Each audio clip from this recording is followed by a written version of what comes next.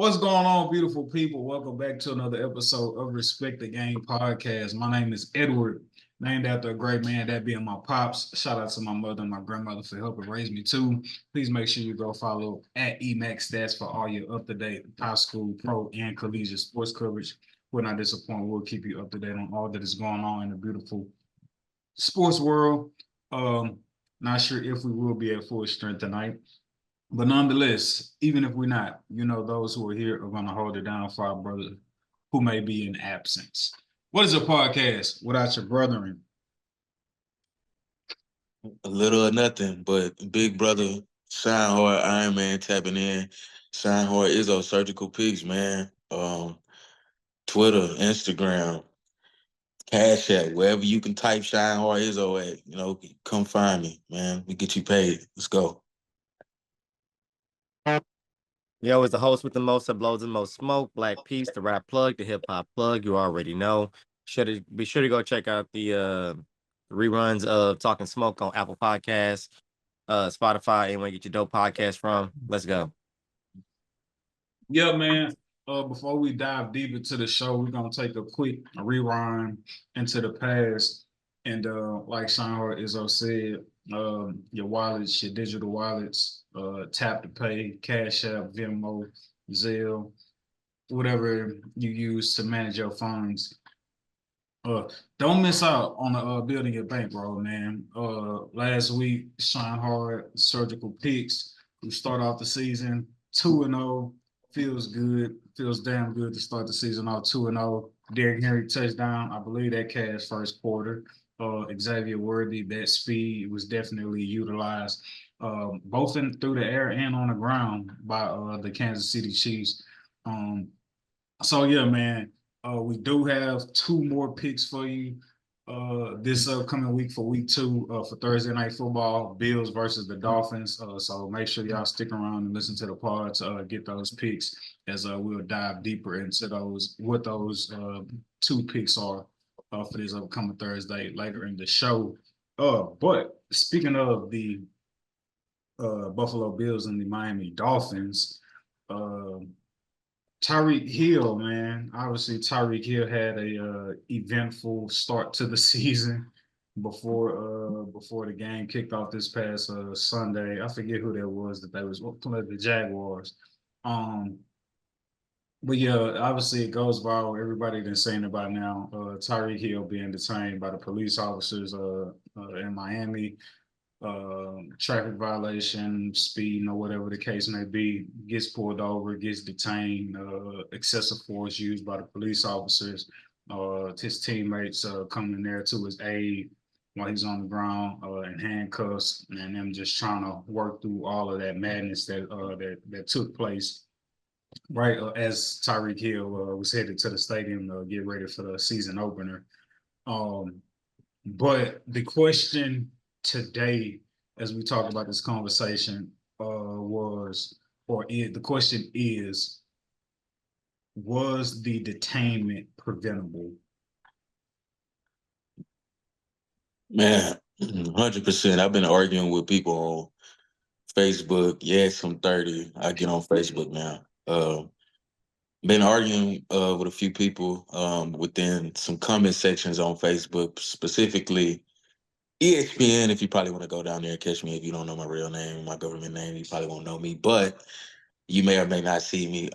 Completely 100% preventable. If you watch or recap the video, Tyreek Hill is seen, and even from the video, they say he was going 50 miles over the limit. It was a real residential, pedestrian, compact area. It was around the stadium, man, so it's not really high speeds around there. And if you look at the video, you can just, off an eye glance, you can tell the guy's not going 50 miles over the speed limit. Write him a ticket, send him on his way, go home.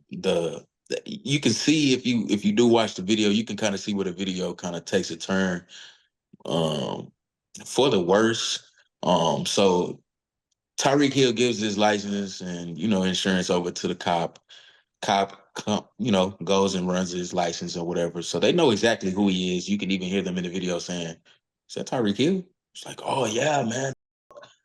So they knew exactly who he was. But yet and still, the guy came back and I guess he had some words for Tyreek. And, man, after Tyreek gave his license over, he's rolling up his window. Like, you don't, and really in Florida, the Florida law says you don't have to roll down your window for a traffic stop. And that's exactly what that was. So he was literally utilizing the tools he had at his disposal and following, a law and a right that he had under that law. So it just was really disheartening to hear the cop kind of proceed in a back and forth with him, and it kind of turned into well, no, you don't roll your window down, like you do what I tell you to do. And it's like, nah, see, now we getting to a point to where it's a power trip. It begins to become, okay, I'm not liking what you say to me and my feelings are hurt.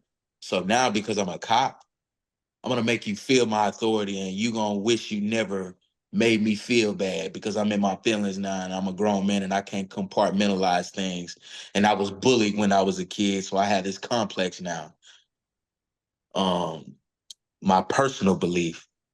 So I just feel like, man, he could have definitely gave his license back, issued a ticket, the way it turned into get out of your car and get on the ground. And again, he was detained. He was not taken, booked, and processed. He was literally detained, handcuffed on the sidewalk, and allowed to roam freely. And even when he was on the sidewalk and being detained, he let the officers know, hey man, like, I had a knee surgery. Like I'm, like kind of let me down easy. And the guy proceeds to run over there and forcibly put him to the ground without any ease at all. And it just was a bad situation, man.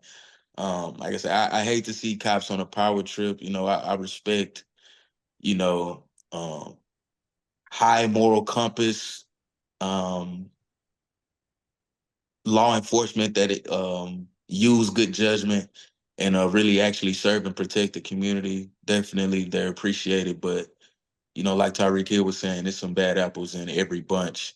And, we definitely saw a few bad apples on camera, this past Sunday, in the Hill situation. So, hopefully those guys can get reprimanded and disciplined accordingly. But it so often happens, man. You get a celebrity in cuffs, it's almost like a badge of honor. Like, yeah, man, I arrested Tyreek Hill today, and I made him my bitch. I made him sit down. It's a lot of that stuff that you don't think goes on. It goes on, man. And these guys, unfortunately, some guys are in it for the wrong reasons, and just in it to have that authoritative power over another human being because they've never felt in a position of power before, or they've never felt in a position to where they can impose their will, whether they were lacking in sports, whether they were lacking in other departments. It's just I think it's just a insecurity, man, and a sad situation. Hopefully those officers can, like I said, be reprimanded and disciplined, but, you know, black nigga, rich nigga, broke nigga, hey, still nigga. Uh, I don't know how eager you are to chime in, Darnell, if you want to, because I have a POV too, but I want to give you the floor because I feel like I may be long with it, but yeah. Yeah, I think the whole situation was rooted in jealousy, man, more than anything else.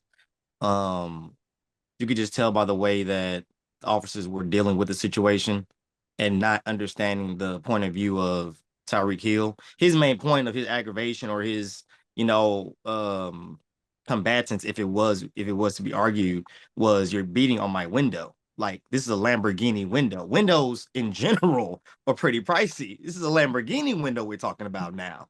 You're banging on it, it can crack, and then now are you gonna pay for it? No, you're not. You're gonna try to dish it off.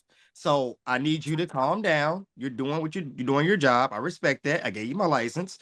You cannot beat on my window. That was his main point. And even with that, just like ShineHard said, he was following Florida law. I kept my window up because I can do that. Now, you're asking me to roll it down.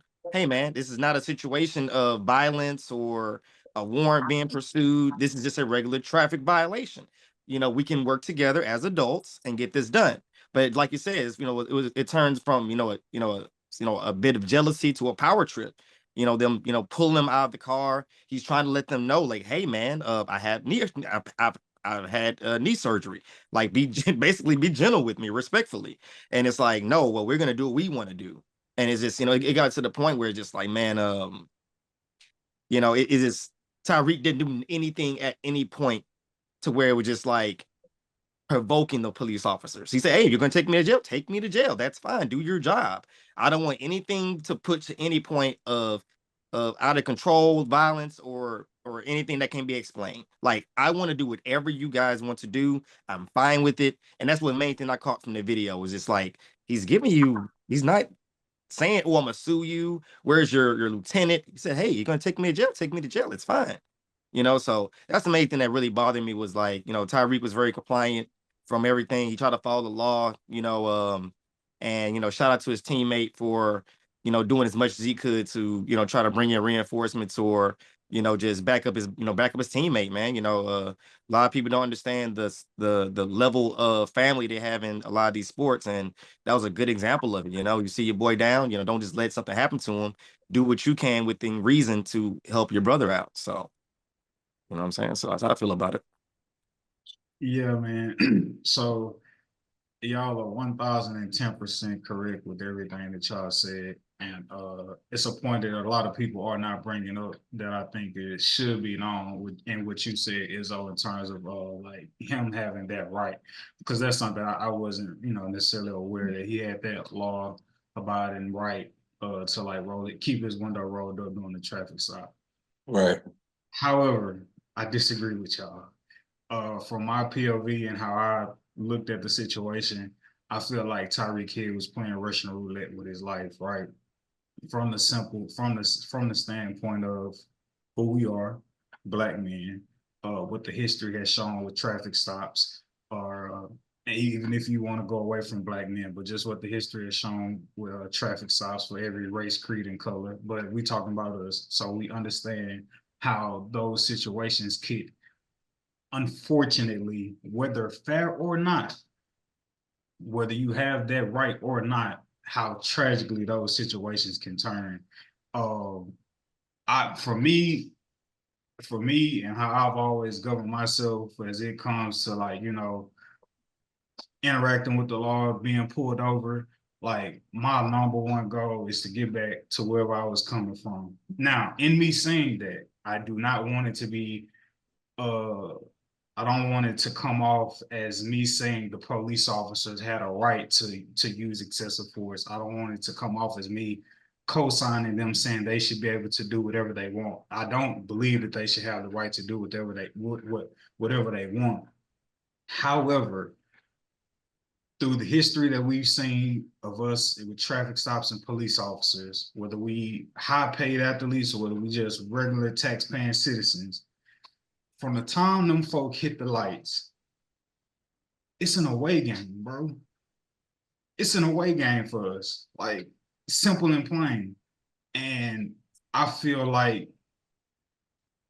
and again, everything y'all said is right. Maybe an asshole cop may want to be on a power flex. Oh, bro, that's Tyreek Hill.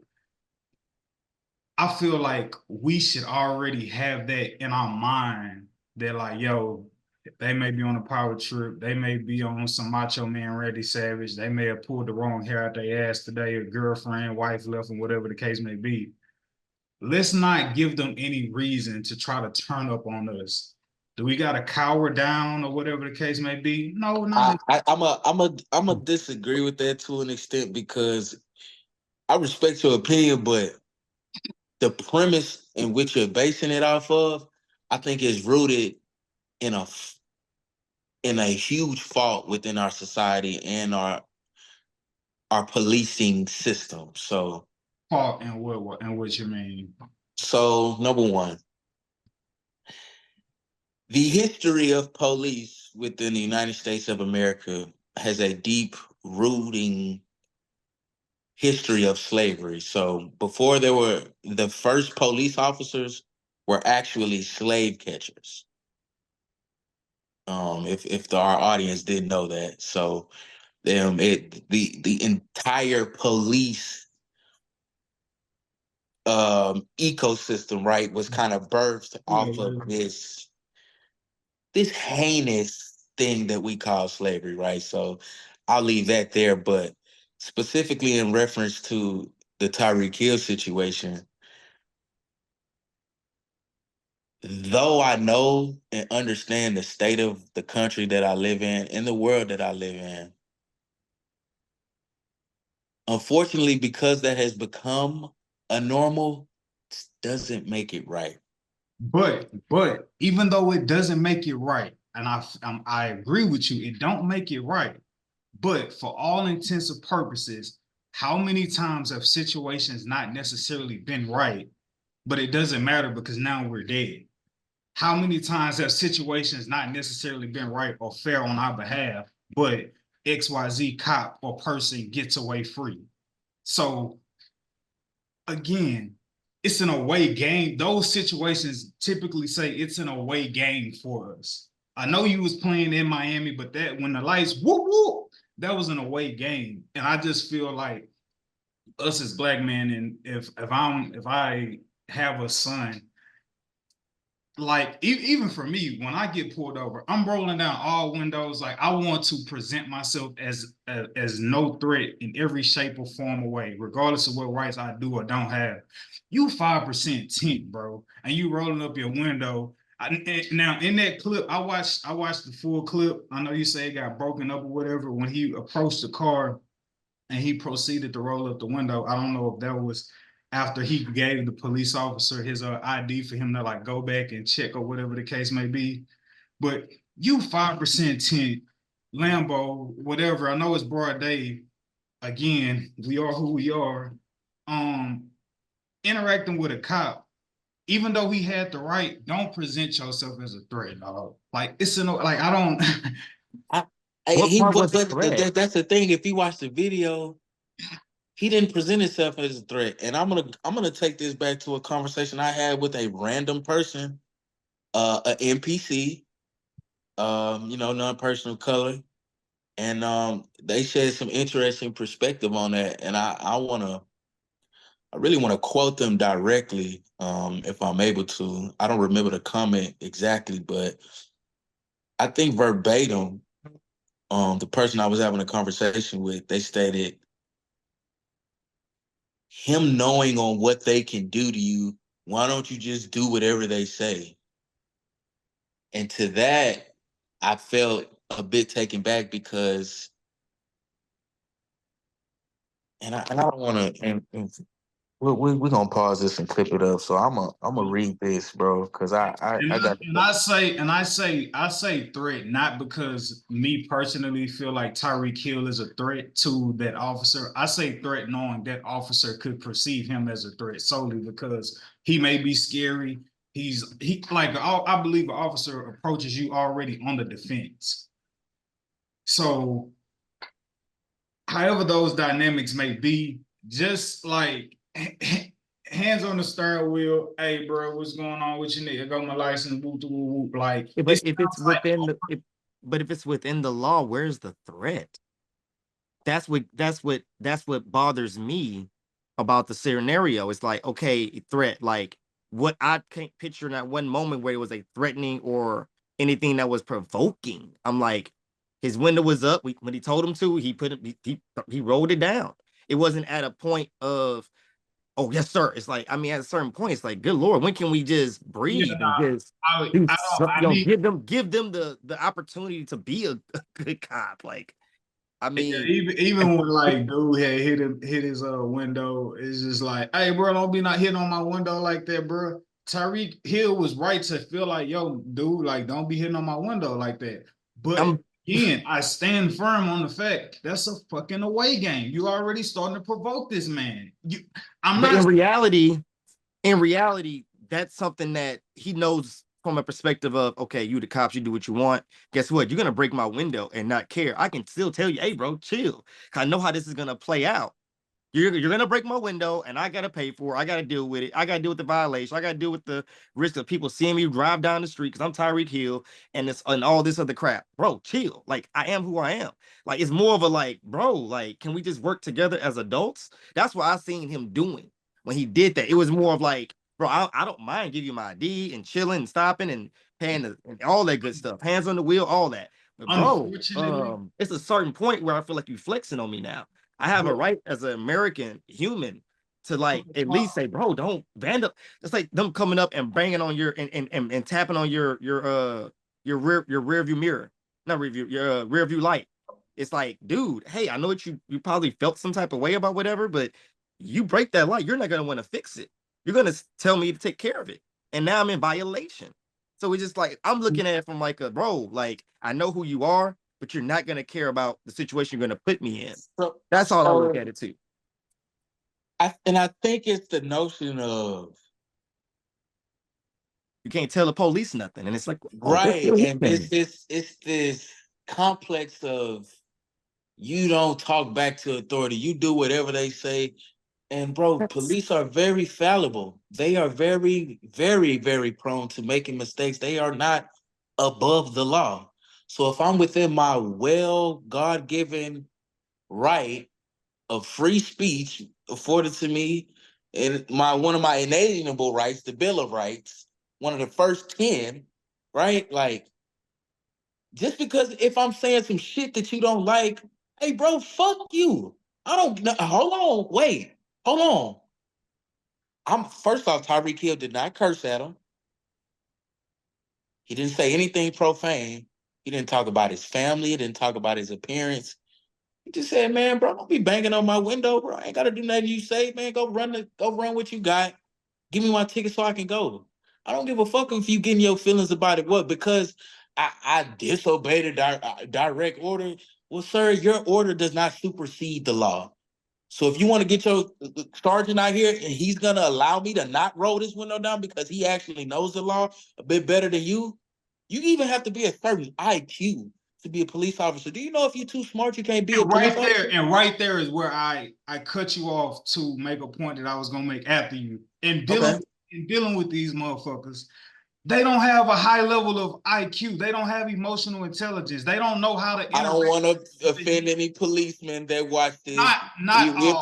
We appreciate you. Yeah, got people that I love who serve, yes. But just in the sense, not every officer you pull. You about to get us. Not every officer that pulls somebody over has a high level of IQ, emotional intelligence, or just understanding body language and behavior. But what I did say was a fact. Like if you score too high on the test they give you, you don't even qualify to be. They're looking for subservient soldiers a little bit, but to make the point fully, and I'm gonna let you combat it back, but just because somebody is being mean to you and hurt your feelings does not give you the right to go above the law and commit assault. Because that's what that was on camera. And Tyreek Hill has he has the funds to, if he would like to take it to that civil stoop place and go after Miami-Dade, which I don't think he's going to do. But he has every right to do that if he wanted to, because nothing within that stop warranted him being snatched out of his vehicle and being thrown on the ground as if he had committed a violent crime or if he had committed a crime at all. There was no crime committed. The only thing that had been done was a traffic violation. Again, this isn't a crime. This is a traffic violation. From the fastest man in the NFL. What'd you expect? Come on now. That's funny. But I'm saying, like, seriously, if you can't do your job to somebody is talking meanly to you, it was a video circulating around like about a month ago. A Caucasian male being very ruthless and disorderly towards the police, cursing them out every other syllable, every other word, and they were walking on his property, and he just gave him a mouthful, right? He ended up having an outstanding warrant. They ended up arresting him. They were going to leave. But he just kept, I guess the dude just kept talking so much shit. It was just to the point. And I say that and I bring that up and maybe we can find that video and clip it. But man, I watched that video and I'm like, and I go and read the comments and all the comments say, yeah, bro, right on. You showed them, way to talk to them. Those clowns don't know anything. You was well within your right. But when a black man, who's being deemed, how is he being deemed aggressive? Because he in a white beater? Because he got muscles? Well, how was he aggressive? He didn't talk to them aggressively. He didn't curse at them. He literally told them, "Hey man, you banging, but what you doing, man? Stop banging on my window. What you doing, dog? Like, what exactly are you doing?" Because right now we taking this to a level where it don't need to go, but you forcing it to go there because now I'm telling you to stop doing something. Now your feelings getting hurt because I'm telling you to stop, and now you thinking again because of the complex. And I'm guessing, right? This is all hypothetical guess of the man's character and how he acts, right? Your complex got hurt. You like, oh man, this ain't gonna tell me what to do. I'm the officer. I tell you what to do. You don't make a fool of me. You don't talk to me that way. You don't say mean things to me. My feelings are hurt. Fuck you, Tyreek Hill. I'm gonna make you get on the ground. I'm gonna embarrass you today. And that's all. That's what happened because he didn't do anything that was illegal. And no, and so forgive me for all black people have to be this upright saint when man, fuck them people. I can say whatever I want to say as long as I'm not breaking any law. I don't care about the culture of man, bro. You gotta do what you gotta do to make it home. Yeah, I do gotta do what I gotta do. So in that sense, and you having your law-abiding rights, fuck them people and all of that, breaking, them breaking the law. Or Do you your are job, brother, so I can go home. huh? I'm speaking as if I was Tyreek. Hey, bro, do your job. Go write the ticket so I can go to work, bro. Just like any other American, bro. I'm late to work. I'm supposed to be here a few hours before. It's coming up on that. Bro, write the ticket. And you know it's a game today. We right outside the stadium. You know exactly who I am. Bro, I'm going to work. Write the ticket. Let me go home. So what's all this extra rigmarole that we got to do because your feelings got hurt, bro? Because that's all that happened. Once his feelings got hurt, the whole situation nosedive. Right. I mean, that's fair. Again, like I'm not defending the officers and like what they did. It was excessive. It was unnecessary. My POV is I feel like when you do get pulled over, you're going to be dealing more so with guys who, again, don't have a level of understanding or trying to be reasonable with whoever they pulling over. And because that is the case, you're more likely to run in an asshole than a more understanding officer. Okay. Let's do as little. And this is what I'm saying, right? This is a point. I'm not saying Tyreek Hill was a threat. I'm not saying I believe he was being a threat. I'm saying from a police officer's perspective, I could see them always being on the defense or perceiving anybody as a threat or, oh, I can't see what you're doing. Why your window rolled up? So I'm saying don't be a threat from a sense of what a police officer's POV may be in terms of interacting with him being in that situation. Do I think he about to shoot the cop? No, none of that foolishness. I'm just saying from an officer standpoint, interacting with somebody you pulled over, they got their window up, you can't necessarily see them. If we talking about IQ and intelligence or whatever the case may be, they may not even know that the person they pulling over got the right to keep their window up. So understanding all those things. So that's another thing. Like, where do you draw the line is the question. Thank you, bro. Because like, where do you draw the line of ultra respect and having your right as an American citizen? Because I mean, I get what you're saying. I ain't gonna even lie to you. It's like, hey man, am I gonna be like licking boots next thing you know? Am I gonna be kissing the curb? Am I gonna be like, how far of respect am I supposed to really genuinely give you? And this is from, and I get it. And as a father, I have to lean a little bit towards more as my own decision in the Edward, decision based on the type of father that I am. I'd rather put my family first. Yo, pride. It be niggas' pride. Aside. It be niggas' pride.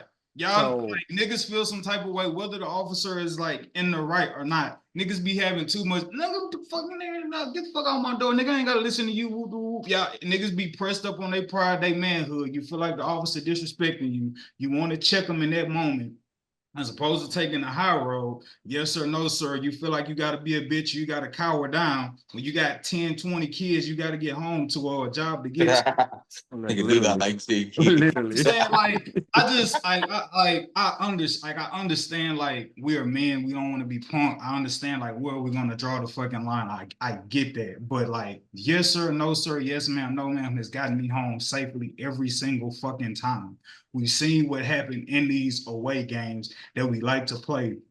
And even in Tyreek Hill's, and like here's the thing, even if something like bad would have happened, and he would have got injured, chest got hurt, got slammed on the pavement, got a concussion, whatever the case may have been, like he still got like the officer like breaking the law don't necessarily take back now Tyreek fucked off and he can't play this week or whatever the case may be. Make it as like just I like go into the situation believing that you're dealing with an asshole. Not saying all cops are assholes.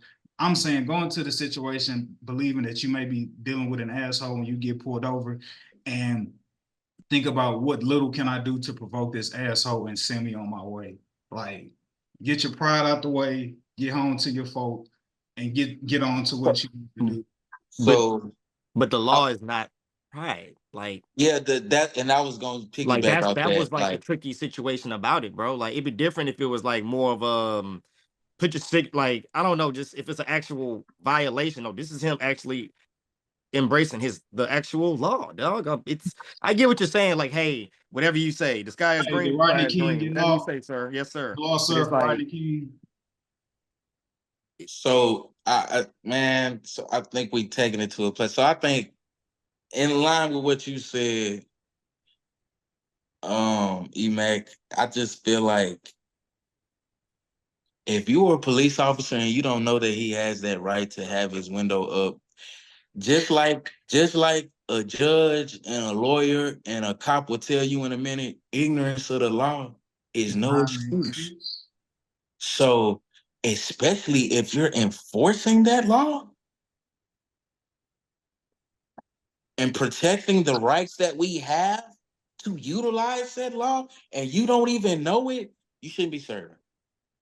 And it's too many cops that are roaming around who don't even know the law that they're trying to help enforce, all for the name of, I'm gonna keep the bureau going, I'm gonna keep the station going by writing these tickets and meeting my quota and making sure it's enough motherfuckers we got getting tickets and getting arrested and fighting shit.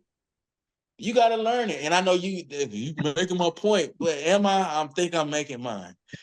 So because I'm saying, like, because you're ignorant of the law and because your feelings get hurt, do not constitute for the use excessive force and for you to perform an assaulting act on a law-abiding, for as much as we know, a law-abiding citizen. Yes, you can hate the trouble that he got in his marriage and him having kids and stuff like that. That ain't got nothing to do with me. That whatever people want to bring it, oh, you but no, even we don't know him personally. I actually saw him on my birthday. When was that? Was it this last year? He was at Dave and Buster's, I believe. Seemed like a real good good guy, chill guy. Bro, Tyreek Hill. Yeah, Tyreek Hill. He was out here for Houston last year when we were going through our training camp when the Dolphins had joint practice with the Texans last year. But nobody knows him personally. But again, you being an enforcer of the law, I find that crazy that you don't either you know the law and you don't give a fuck, which is even more egregious, or you don't know the law and you still just acting ass, right? Like you getting, because I don't want the people that are here to protect. Like if you're that easily startled and that easily offended, come on, what you doing, man? You don't deserve to. Come on. They just collecting the check, some, not all. They're just there to collect that check and, like you say, uphold whatever that bureaucracy is. with that being said, it's my last little thing on it. Why would he want that window up so much? He is Tyreek Hill, bro. And at the end of the day, if the right fans see him, the right person see him, they're gonna treat him as if he's Tyreek Hill, the famous football player, the #1 football player in the NFL. And that's something that a lot of people don't Well, respect it's as voted number one celebrities. by his Like they have peers this year. stalkers, they have paparazzi. They have a lot of things going on. Why do you think he was speeding in the first place? Just to do it? No, I'm trying to make sure nobody puts me in danger or harasses me or makes me late for work. At the end of the day, like, why is it 5%? It's because he's Tyreek Hill. People like people gonna poke at that point, like, why was he? He's Tyreek Hill. He's one of the most famous people in Miami. Respect that. LeBron would probably want the same thing, but probably would have dealt with it differently. But he would have had that same idea LeBron of, got hey that man, I special. am me. Please hide me. Do your ticket, but hide me. My boy I will get LeBron got that followed special like no other. G13 classification going on where he ain't got to deal with a lot of things like that. Well, But but you get the idea. It's just like, you come know, on, you man, I'm know. me. Like, Uh, but yeah, man. Yeah, nah, man. I understand what y'all saying, bro. It's just because I understand the dynamics that like not everybody is not all officers are up on the law or trying to uphold the law, truly protect and serve, and like I say, have a good emotional intelligence and interacting with human behavior, whatever the case may be. I just think that we have to just be aware of that. Not saying it should be fair, not saying that it's right. I just think that we have to be aware of that um, and be less provoking to those types of officers as possible. Yeah, but great conversation. I had to let that one go long because it was a good conversation. Um, yeah, man. Before we get into this past week one of the NFL, Kendrick Lamar named the headliner for the Super Bowl coming up this year, 2025, in New Orleans. That created havoc. A lot of people felt like it should have went to Wayne. Um, do y'all feel like Black Peace, we'll go to you first, since you're the rap historian of the pod. Um, do you feel like Kendrick Lamar was more deserving of the headlining spot at the Super Bowl over Lil Wayne? sad to say, absolutely, man. Um, Mm. I feel like where Wayne is right now and the stuff he has going on, man, he's not fit to handle a event of that caliber. 10 years ago, absolutely destroys it. Legendary. Right now, where he's at in his career, man, it's not a guarantee that he's gonna give what the Super Bowl needs. Can he be a feature? Absolutely. I would vote for him being like making a little cameo, possibly doing a Mona Lisa, wink, wink, timestamp that. Um, I could see, just something of that nature. Because at Well, the the end of the thing day, is, somebody knew that song. everybody revolves everything around the whole like, oh, it's because he's relationship with Drake, and it's like, bro, like these people are individuals. Like, yeah, they part of the same camp, the same group, but some people don't move like, oh, you're not messing with him, oh, I want to mess with him. It's like, no, Wayne has his own like Kendrick and Wayne have their own relationship. He can have him come out and just say, fuck you, Drake, and just go on about his business. And it is what it is. But to circle back, Kendrick's has proven that he's a great performer. He can deliver a show. He can put um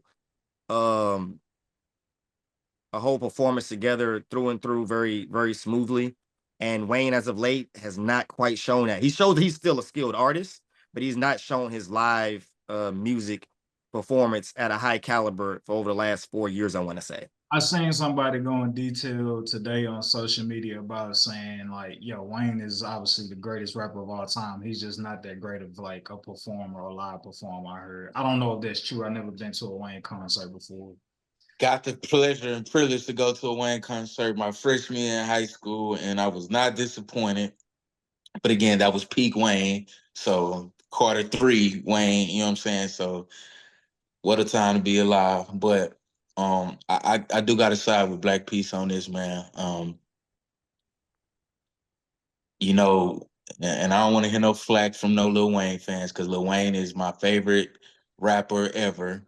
When I heard Drought 3, it changed my life, literally, because I was just like, I didn't know humans could put together words like this in this fashion. This shit is amazing. But I said all that to say, man, in loom of where we are within entertainment and music today, I just don't know if he connects on a broader. Now, granted, all people love Lil Wayne, right? But in regards to him being not so great of a performer. What a lot of people don't know as far as that Super Bowl committee, so they do have a committee, a director of entertainment for the Super Bowl, and then they also run it by, the league panel of, people who sit on that Super Bowl panel, but they leave the decision up to the hosting city on whether or not they want that person to perform.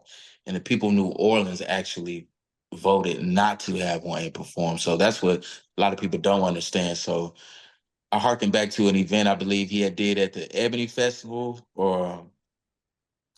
and it was stated that, Wayne didn't show up to one rehearsal, but the day of the performance, he showed up like, 30 minutes before or 15 minutes before he was supposed to go on. Literally never even met the director, that was overseeing and putting together, the whole thing. Nigga just did his performance, got off stage, and nobody even seen, nobody saw him, and he left that quick. So it's just like, that ain't the Super Bowl, bro. You can't come in here off 3 backwoods and a cup of lean and do that, bro. Like it demands more energy, more liveliness than what he's been given the past few years in his shows. And again, coming from one of the biggest Wayne fans, like, it probably was a good decision. But in the course of him doing that, set up the best punchline ever. Big as the what? Come on, man. Big as the who? Big as the Super Bowl, right? And then I hear Rory and Ma, they came out with, I've heard, Drake has actually turned down the Super Bowl a few times. And yeah, I bet, right? Yeah, I don't think so. I don't think so. So since 2000, when they started back, since 2020, since they started back, incorporating hip hop back into the halftime performances, if you've noticed, throughout that tenure, it's been Rihanna. It's been the whole, Dr. Dre, 50 Cent ordeal. I got it right here. I don't know which direction you were going. I don't know if you was gonna make. You can rattle it off to the people and let them. I'm gonna make my point. Okay, yeah. So in 2020 we had 2020 we had it was the Super Bowl was in Miami and it was Shakira and Jennifer Lopez. Right. 2019 it was in Atlanta, headlining Maroon 5, Travis Scott, and 2021. Boy, 2021 The Weeknd in Tampa. 2022 was the Eminem Dr. Dre year in California. Right. And then 23 we just recently had Rihanna, which was in Scottsdale, Arizona. That was Usher. No, that was 2023 was Rihanna. 2024. My bad. Usher in Las Vegas. Yeah, so it's important to bring that up because the Super Bowl has been in New Orleans, I believe, 11 times. Yep. And nobody those 11 times were calling for Lil Wayne to perform. So why are we in an uproar this time around? The last time it was in New Orleans was 2013, which would have been peak Wayne, right? Yeah, it would have been a great time. Oh, man. And in 2013, you know who headlined it? Beyonce. Where was the outrage then? Because I think that fake outrage that we're hearing is, it's in New Orleans, or you should have had Cash Money or somebody, a Louisiana legend come out and do the Super Bowl and this and that. But it's like, yeah, or we could actually get this nigga K-Dot the one leg up of a lifetime. And he talked shit to Drake during the commercial. No round twos, Brody. You only get one round to win a championship. The fact that he is doing this, it's arguably the greatest victory lap of beef. It's the greatest victory lap. And Lord forbid if those cease and desists don't actually hit home and they don't have any merit to stop him from performing. Brother, if he performs not like us, is Drake done if Kendrick performs Not Like Us at the Super I Bowl? won't say he's done, bro, because he's never gonna really be done. He's Drake. Yeah. But he's Drake. That shit goes immediately away. Like that lust, it's already starting to fade for sure. Especially it didn't fade it for me. But I still listen to the music. I mean, he's still a great Yeah, artist. no, and it's But difficult to it's just bit because like your record in terms of like this rap beef, it's not like this is your first loss where people could be like, but like we've seen you get washed by Pusha T, and like now we see you get washed by Kendrick. So it's just like after a while you start to want like what may be your favorite boxer to just like, bro, just like just stop. Just bro, hang. please, bro. Yeah, you beat me. You made some historically great diss tracks that We you want had you to help. finish on top, bro. Like let it That you had help writing, by the way. But again, who's counting that type of shit? I am because it's rap. But I don't know, man. It's just you just looking at Drake different, man. And again, I'm not a Drake hater. I don't want people in the comments talking shit like, oh, nigga said, ain't no Drake, you just oh ass nigga, fuck you. Yeah, nigga, fuck you too.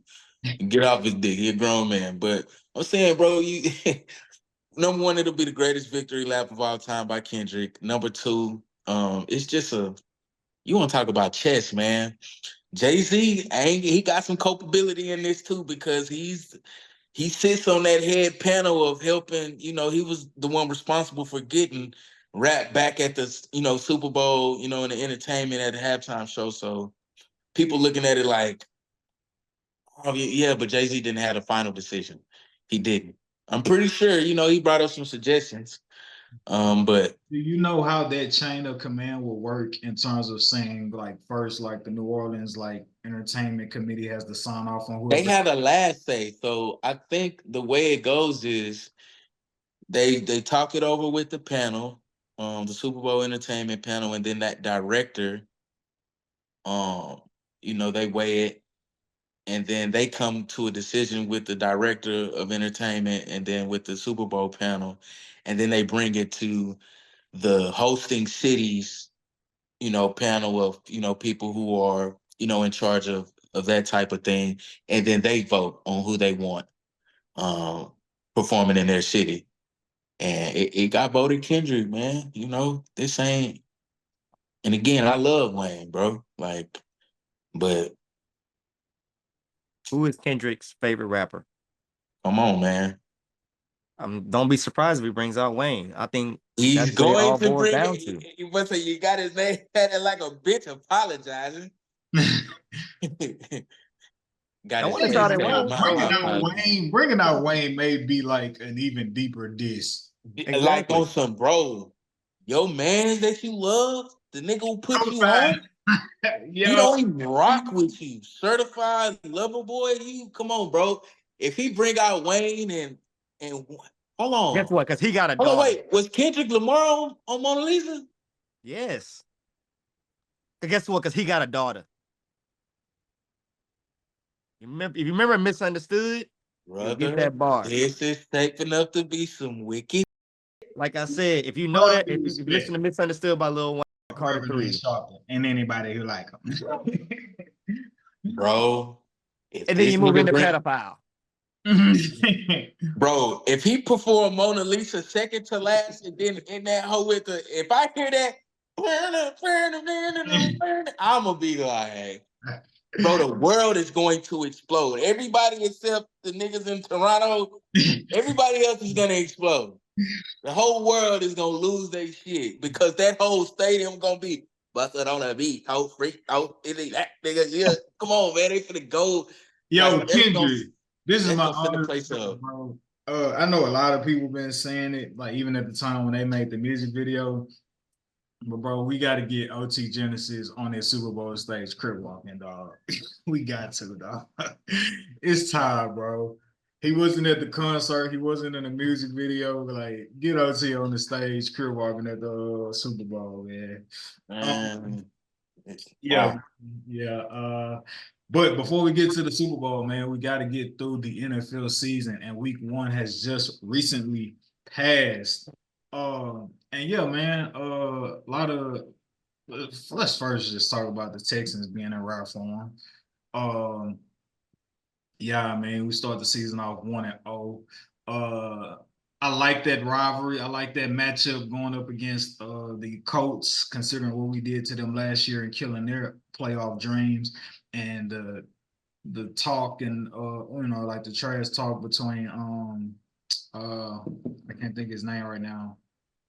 Isaiah Franklin and CJ Stroud or whatever. So yeah, man, start off the season 1-0. CJ has all these weapons, and they use them greatly. If I'm not mistaken, Mixon had over a buck, didn't he? Rush? $150. They said had a $160 on Buck 30 carries. on 30 carries. So like you look at that, you look at the balance of running that thing, and then CJ definitely was airing it out. Beautiful Texans Super Bowl. There it is. But Dacius, he not on the pod. I know he had some news that he had wanted to share about his beloved Dak Prescott, who signed his new contract, getting $60 million a year now for the next 5 years, I believe, or 4 years for the Cowboys. 60 million and go home in the divisional, man. Congratulations to the Dallas Cowboys. So we'll have to be continued Sedacious state of the address to Cowboys Nation since he's not here tonight. But I know for me, I'm gonna start on the Carolina Panthers, and I know you're probably like, why are we gonna start there? They're horrible. And that's where I want to start, right? And so I was just thinking, one of the things I want to try to do this year. The Panthers are dog shit. Right, they are. Oh, but like the wet diarrhea kind that you don't want to step in. Sorry for the graphic nature. Man, I'm trying to like see if I can pick out good quarterbacks that are in college that are going to translate to the NFL. And it's so funny how you can be misled into thinking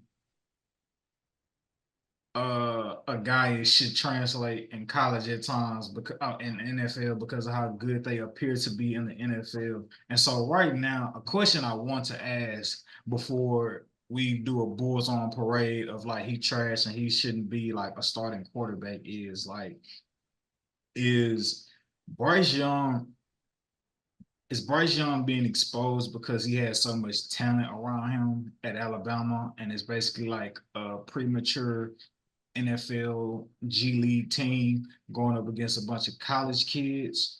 Or is he just, does he need more time? Like, how do y'all, like how do y'all evaluate the Talking about the nigga who won the Heisman need more time?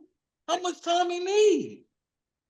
I'm just asking, bro. I'm just trying to do a proper evaluation before we throw him on the trash list. That's all I'm trying to do or ask. Hey, man. I can see if they lost and they go out there and they put up a fight and it's close and Bryce Young slinging that thing and he done went, 21 or 33 for 280 and 2 touchdowns, maybe a pick, strip sack or whatever, but you went down fighting. Bro, I don't know if Bryce Young has Bryce Young thrown for 300 yards in the league yet? Every time I look at him, his line set at like 198. Trash ass nigga. So to answer your question, it's the first thing you said.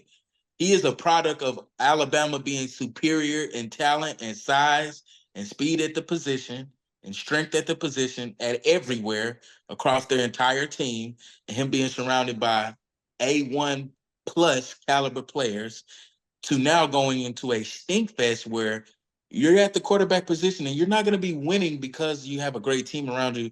They're going to need you to pull them to victories and win because of you solely. And I think that's the biggest difference between CJ and him is CJ came into a situation because let's just say this, you put Bryce Young on the Texans last year, oh my God, we suck. And people try to tell me, oh yeah, bro, but it's because bro, look, the Panthers are a dumpster fire, bro. The David Trepper, he's just a horrible owner, and he's just all those things may be true, but CJ Stroud is a force. You on mute, brother. CJ Stroud is a force multiplier, bro. He literally makes people better. And to your point of what people are saying about the Panthers, greatness can mask some of that. Greatness can make up for some of that. If you're not that good and you come into a bad situation, you're not going to multiply. You're going to blend in with it. Exactly, especially if you're on par or about average. And if you saw what CJ was, even though CJ had been surrounded by great offensive talent his entire Ohio State career, you can quite literally see that he probably was the catalyst for the reason on why those receivers were able to display the talent at the level they were able to display it at, because he was able to pinpoint the ball wherever it needed to be accurate, drive the ball down the field, make plays with his legs when he had to. CJ showed a little bit of everything, and to kind of transition into the Texans day, comparatively speaking, against Bryce. Real quick, Bryce, he had one game last season where he threw for over 300. I knew it. Did they lose? I'm very pissed off that they beat us last year. I'm extremely pissed off. I pray we beat the shit Not a out running of the game. Panthers. Never mind. He did lose to them bombs last year. Bro, we lost to them niggas. We should have definitely been 11-6 last year. Bro, 2 of their only wins was against us, bro. Yeah, I'm mad at that. They lost the game. He threw for 300. Of course they did. But anyway, I'm glad you answered that. But yeah, man, Bryce Young, he doesn't have great size for the position. He does not have great athleticism. He doesn't have great speed. Does not have great arm strength. Again, so you're below average in regards to height, athleticism, all key physical traits that you need in the NFL to succeed. And we expected him to go in there and be what exactly? The second coming of who? Because his ceiling was probably Russell Wilson. A Super Bowl champion who made some Pro Bowls. Like, that was his ceiling. Best case scenario, Bryce Young come in and beat Russell Wilson. But I don't even think what made Russ, part of Russ being Russ was like his mobility. The athleticism and be able to extend plays outside the pocket and run and launch moon balls, deep balls down the sideline, pause. Yeah, I get it, but I'm saying, like, in a perfect world, right, that comp would be like the ceiling of Russell Wilson. Russell at his peak being a Super Bowl caliber quarterback, Pro Bowl caliber quarterback. Like, that's peak of what Bryce Young could have been. But, bro, the floor you're looking at, oh, my God. The floor could be hell. Like, and the ceiling is the roof. Hey, what Michael Jordan say? The ceiling is the roof. And the ceiling is the roof. The floor is hell. You feel me? So it's like, bro, man, I don't feel sorry for dude, because you talking about some, if Bryce is able to show that he's a starting quarterback, he's gonna be out of the league, brother. He's not showing backup capability. He ain't even back up for who? Because if that nigga gotta play, bro, I'm telling you, bro, if Bryce Young ain't it, bro. They tried to convince me last year that, you put CJ on the Panthers. Adam Thielen would have got paid again with his 33-year-old ass. Like, bro, I'm telling you, like, put CJ on the Panthers, I'm telling you. Xavier gonna look like the stud he was drafted to be. Come on, bro. He still was gonna be him. Because what they were saying, oh man, what was Houston projected to win when CJ got drafted? 3 wins? That's what they said. They said that he doesn't have any talent. What was they saying going into the draft? I want people to go back and reread those interviews and those quotes and those articles of what they thought the Texans was going to be and what he turned them into.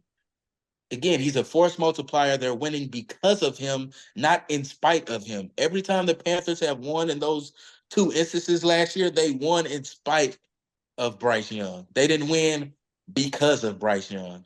And his teammates don't believe in him either, bro. He just looked like a little kid back there. His first pass was a pick, bro. there's like an aura you gotta possess. I know what you're saying. It's like a aura, a swag of like. Did you see in the first day of training camp when he had that too big backpack on, bro? He looked like a little sixth grader that was going to middle school for the first time. I was finna get bullied and pinned up against the lockers, bro. Oh man. Give me your lunch money. Go look at go look at Bryce. Go look at Bryce Young when he was working at Cane's for a day. I see you had tweeted that. I said, if brother ain't careful. Oh, what other headlines, man, before we slowly wrap? What else stood out to y'all week one, man? Deshaun Watson sucks. Didn't want to say it, but it's true, man. Who said that? Here's the thing, guys.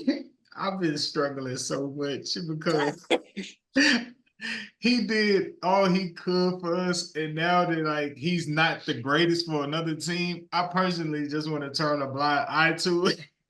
I just want to, first off, I want to thank God because I was one of them people. I said, bro, the Texans ain't never going to be shit. We ain't never going to get it right. We done let this man go. We done tried to sabotage him on the way out the door. And now I'm looking like, well, damn, bro. Darnell, I don't think it's coincidental that they waited until you had a bad game to release that shit because that shit was coming regardless. It's just too many cases after another, even though they're civil and they're not criminal. So he's not facing any criminal allegations. These are literal money grabs. But man, bro, the fact that his lineman didn't allow him to help him up and slapped his hand away. I don't know if y'all saw that clip. I saw that again. I'm trying to want to feed into it. I'm just like, and something else too. I think somebody found Deshaun Watson's burner account. He refers to himself on the burner account as Foe because he does call himself Foe a lot in his captions and shit like that. So, and he was kind of putting the onus on the offense as a whole, and then the play calling, and then the illegal shifts and the false starts. if a And I'm burner like, yeah, bro. if a burner account is found from Deshaun Watson, he's screwed for sure. Benito. But you know how some people saying they found Buddy Hill burner account, right? And I think Buddy Hill actually came out and was like, yeah, finally landed. And he actually was so stupid that he was just tweeting too much obvious stuff that let it know he was obvious. But yeah, the fact that Deshaun Watson was literally just quite literally defending himself against every blog post, every post in general. I'm like, and then referring to Deshaun Watson as Foe. I'm just like, yeah, bro, you could have made this one a little more obviously, a little less obvious. You could have been grammatically correct. You know what I'm saying? Even had a fake picture of somebody else up there. Like, anyway, man. But yeah, Deshaun Watson, man, to fell off a cliff. The worst trade in NFL history for the Browns, but probably the best trade for us because we end up getting Tank Dell, Will Anderson, all these draft picks, all these. Yo, and I know Deshaun Watson sacrificed for us, man. So I appreciate that. I appreciate he sacrificed. I appreciate it too. He went to the place his where career died, so we may live. Yo, I seen this tweet and it was crazy. It was like, yo, imagine being a Browns fan looking at Baker Mayfield have success in Tampa Bay. The place where quarterbacks die. There's no successful quarterbacks in Cleveland, and there probably never ever will be. Cleveland fans hate me if you want to. They need to do a exorcist, and they need to just anoint every corner of that building. They need to pray. They need to clean house because, bro, I just knew for a fact. I'm like, bro, Cleveland finally finna be relevant. They got D-Dub Foe over there. They finna go crazy. Who's suffering? Omari. Who? Amari Cooper. Bro, route runner university, like he's gravely suffering over there, bro. He looking at, bro, this nigga is garbage now. And bro, and I hope I'm wrong. I hope he come back around and have, you know what I'm saying, like a good enough season to where he don't beat us when it count, but you still do good. Like, man, I hope you beat everybody not named the Texans, brother. Darnell. But man, dog, But it don't even look like we can get that out you. yeah, bro. I was gonna ask Black Peace, like, why don't you have any hope for Deshaun Watson being able to turn around his play and feel like you might as well stick a fork in him?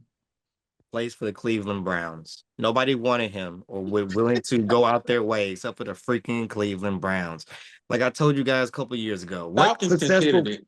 what successful quarterback other than an asterisk next to Joe Couch Flacco has been successful for the Cleveland Browns?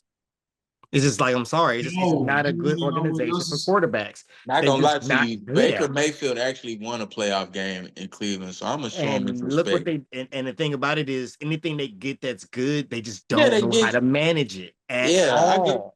Yeah, It's bad. It's not just, oh, they I'm just happy no, for it's Baker though. I'm bad. happy Baker get to throw to Mike Evans and Chris Godwin and look like something. Because if Daniel Jones deserved 160, well, God, by all means, Baker deserved the 140 that he got, whatever it was. And the thing about it is Cleveland for over the years has always had a good like offensive core, just never a good quarterback. Ever. Yeah, Like when they man. do, it's just like they fumble the bag every time. Baker It Mayfield, pained let him it go and they didn't pained treat him right. it pained me to talk about Deshaun like this. I don't like this. You think I hold on? I'm looking in the camera. You think I like this? You think I want to do this? I'm trying to I'm trying to help lead and run a good impartial episode on this podcast. And we got to talk about how sorry Deshaun Watson has been. I don't like that. I don't like that I'm doing that. You see what angle I took, and it's him, but it's Yeah, man, the niggas Browns. shit crazy. I can't even believe my eyes. I can't. I want to say maybe it's the shoulder surgery. Maybe we give him a year. Because typically the quarterbacks that come off of that, I'm just saying, he did have shoulder surgery. And he did passes that you would just see him, even from last year, it's like you would see him complete those. He sailed them high. So I would love to believe, bro, it's got to be surgery induced. But it's just so he's running up against the timeline of, all right, bro, you've been back for a couple years now. So we can only wait. Even if you are a great player, we can only wait so long until we got to make a move. Bro, he was successful as a young man in an offense that he didn't even agree with and improvised. You're now in an offense that caters to where you play, you have weapons, and you can't figure it out. That's what bothers me about the whole scenario. Is like, Well, bro, you did way better when you was the in Browns' hell. run game was non-existent. So they weren't able to run the ball yesterday. And I think that Dallas defense is going to be much improved under Mike Zimmerman. Because that Dallas defense was definitely susceptible to get ran on last year. This year, obviously, they don't have Nick Chubb these first 4 weeks when he's coming back off of the horrific knee injury suffered last year. But you saw that Kevin Stefanski, he runs a play action based offense, bro. And if you can't run the ball, it makes it hard, bro. Nobody's biting on a play action. You can't protect it. It seems like they had trouble protecting, but it's like, man, you can't run the ball. You can't protect anybody back there it's gonna kind of look a little less than. But even for Deshaun, it's like, bro, we view you as a superhero. We expect you to overcome certain, inevitabilities, with your team being inept in certain areas right now as it stands, because that run game was non-existent this past Sunday. I'll give him that. But man, not completing a pass outside of 5 yards. Yeah, bro, go look that stat up. Did not complete a pass over 5 yards. I think it's ran like the first half, the first 3 quarters. Very, very concerning. And this is the guy who outshined everybody in a team that didn't win much, but was considered one of the best quarterbacks. So that's what Yeah, I'm man. saying. I Like, how does remember that that. like I remember that compute now that you 20. have a whole team? Well, no running, but still though, like you have more of a support system towards you financially and supposedly When was the the last team time and Deshaun weapons. played for us? 2021? Yeah. Oh, 20. or 2019. Was on like when he got traded or when he was on the 2021. He played the last season, 2021. Yeah.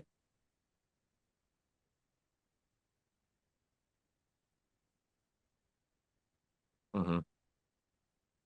Yeah, man. And I think that season he was like the highest rated Pro Football Focus passer, had the best passer rating in the league.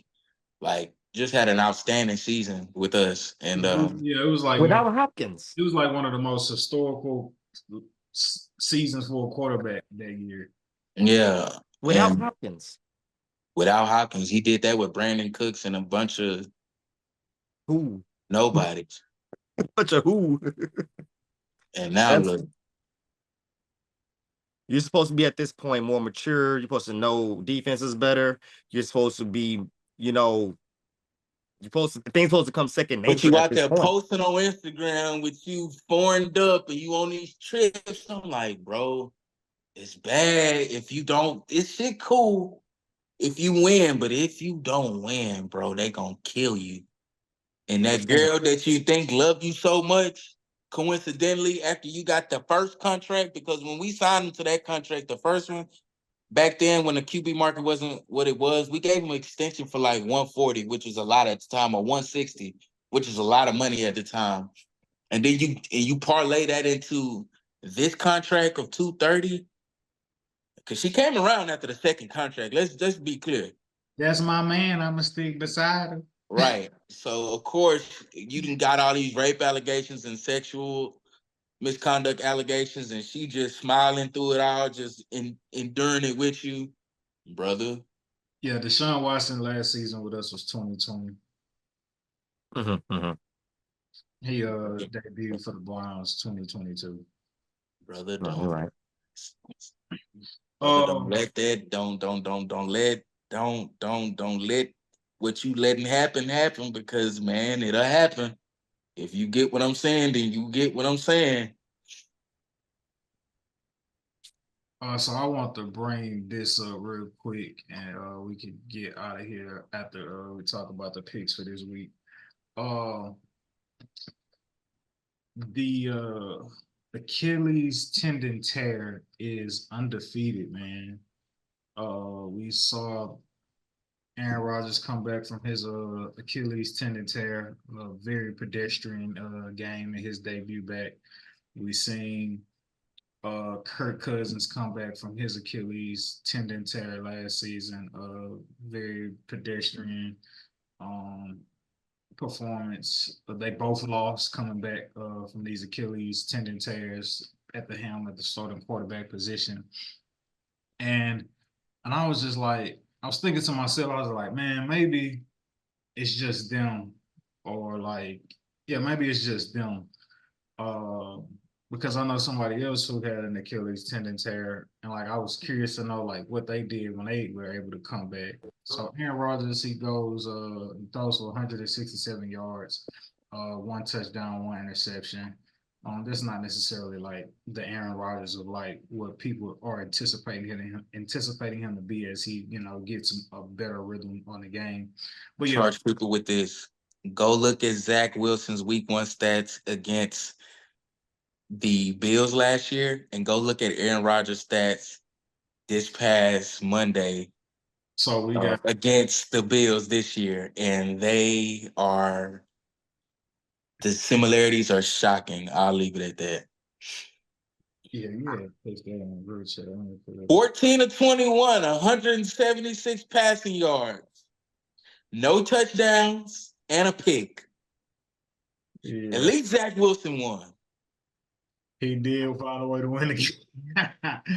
But yeah, A-Rod, 13 of 21, 167 yards, one touchdown, one interception off of Achilles tendon tear with the loss against the 49ers. And then you have Kirk Cousins, who didn't take any snaps under center at all on Sunday. very telling. Very telling. No confidence to push off with that. Man, put Michael Penix Jr. in, man. You drafted him top 10. You already know this finna start. Because you throwing for 100-some yards is unacceptable because, bro, I drafted Drake London in full confidence in my fantasy league that he would be a major contributor on offense this year. You got Kirk. And he in a contract year too.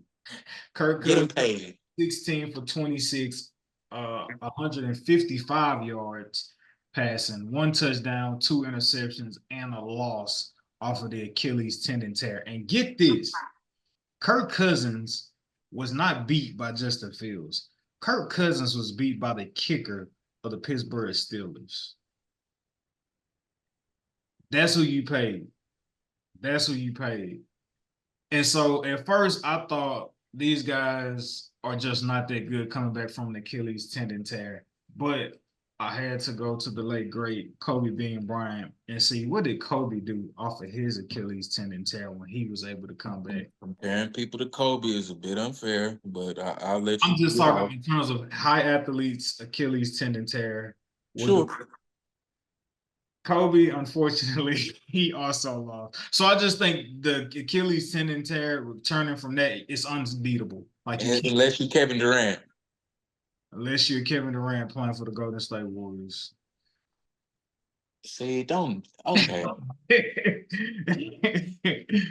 But yeah, man, Kobe in his return, he's 2 for 9 from the field, 9 points, 8 turnovers, 4 assists, 8 rebounds. So yeah, Kobe didn't play great either coming back from his Achilles tendon tear. This is just a note for us. When guys are coming back from Achilles tendon tears, take their under. And that brings us to ShineHard Izzo's surgical picks, ladies and gentlemen. Yeah, man. ShineHard Izzo, what do you have for the people this week that are locks that could help them build on that bankroll from last week? We are 2-0 with our picks. And the unofficial picks split. Tank Dale, we went under 50 yards, unfortunately, but it was still a good play. Unofficial. Unofficial. I don't count that towards a record. Right. But we looking at some good spots. So Prize Picks has been a bit stingy with the board. So this upcoming Sunday, it's Tuesday right now. They don't really have the full board out. As the week progresses, they will begin to unleash more props. But as the board currently stands on this lovely Tuesday evening, we're looking at the Thursday night football game. Miami and Buffalo, a team that Tyreek Hill has traditionally torched within the past. They have a depleted secondary right now, so I'm looking for bombs over Baghdad. Another honorable mention for that is Jalen Waddle over receiving yards. Another player who I like that. Who's had some good games against Buffalo as well. So Tyreek Hill receiving and rushing touchdown. And then for the second play, I love James Cook being able to score a rushing or receiving touchdown. I think they're going to be able to move the ball. I think they have I think that offensive line is going to be a bit better. I do know that Miami invested heavily within their D-line with Christian Wilkins and a couple other players that they brought in free agency. But I do think that they're able to push Miami off of the ball. Miami hasn't been known as a very upfront physical team. I believe Travis Etienne was able to score against them this past Sunday. So I'm looking for James Cook to do the same thing as well. So definitely looking for James Cook rushing or receiving touchdown, and then Tyreek Hill rushing or receiving touchdown.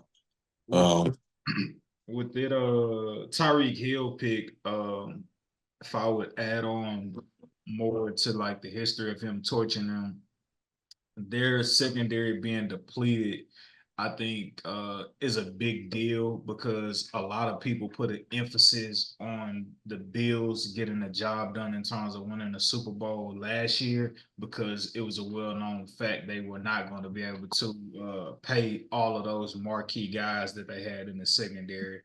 And now they dispersed and went to go get paid elsewhere. So a bit of a rebuilding type situation on the defense with the Bills. Yeah, and along with that too, man, you just once you pay that quarterback all that money, man, money get a little tight to where you can't really disperse it, other places. So it gets tricky if you in the hands of the GM or in charge of team building or player personnel. It gets hard to try to build out a roster with, minimum funds available to you. But, you know, uh,